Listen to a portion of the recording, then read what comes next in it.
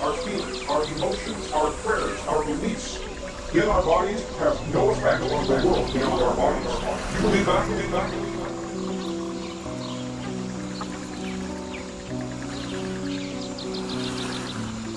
I'm going to tell you, there is a language. There is a language that lives in every human that walks this earth. It's a language of no words.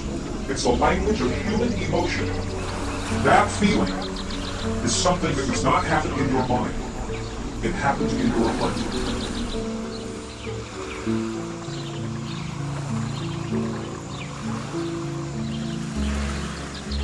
That feeling is a language. That feeling is a power that lives inside your body.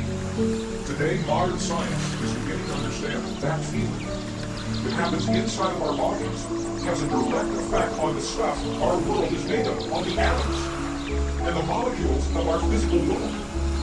So what we choose to experience in our lives, we must first feel in our hearts as if it has already happened.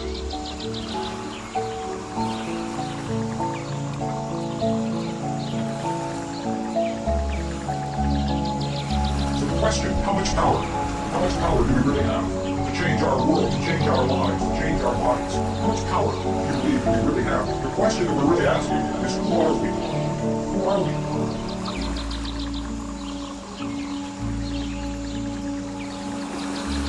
And this is the great mystery and the controversy in the language of science. Are we simply observers, passive observers in this universe, watching the world go by, or are we powerful creators? Are we actually powerful creators that have forgotten to unleash the force of the divine matrix in our lives? First, we have to understand how it works, and the science tells us how it works.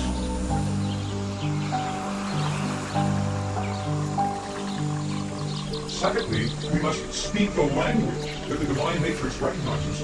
Science cannot tell us that.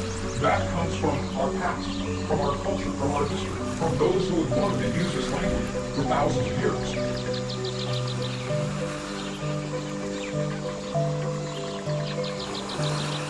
When you make the two, thought and emotion, one.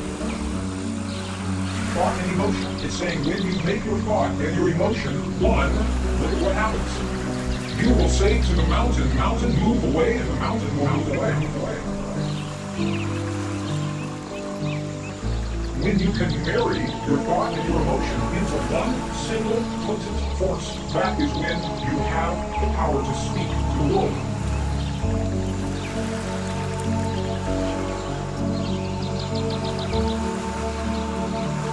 If the two make peace with each other in this one house,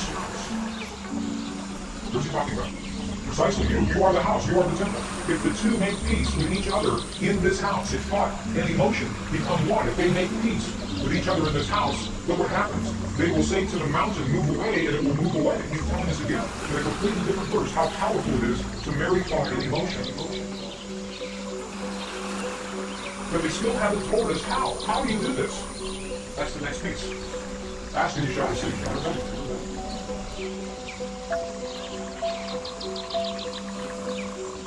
I know people that ask and ask and ask and nothing happens.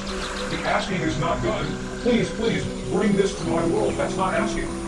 To ask, we must speak to the field, to the divine matrix, in the language that the field recognizes.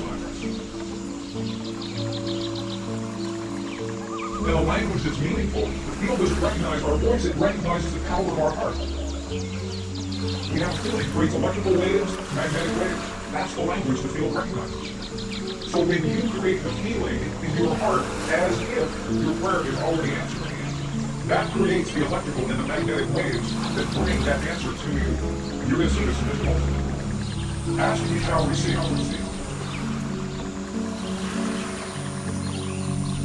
Ask without hidden motive and be surrounded by your answer, be enveloped by what you desire, that your gladness be full.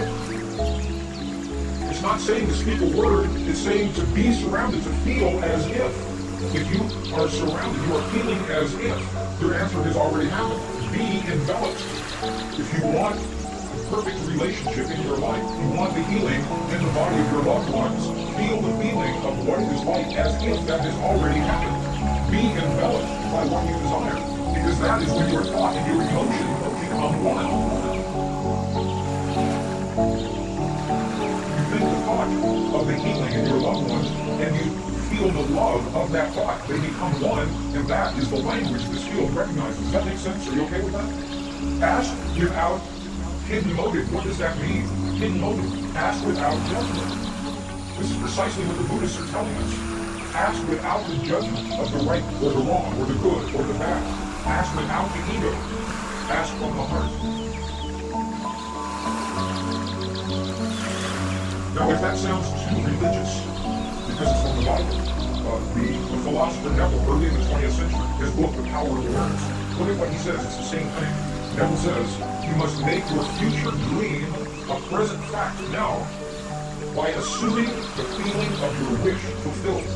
To come from the place that has already happened. Physical reality must respond to the language that it understands.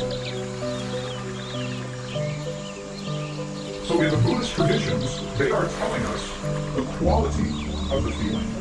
And in the Judeo-Christian traditions, they are giving us the instructions to be surrounded, to be enveloped, how to create that feeling.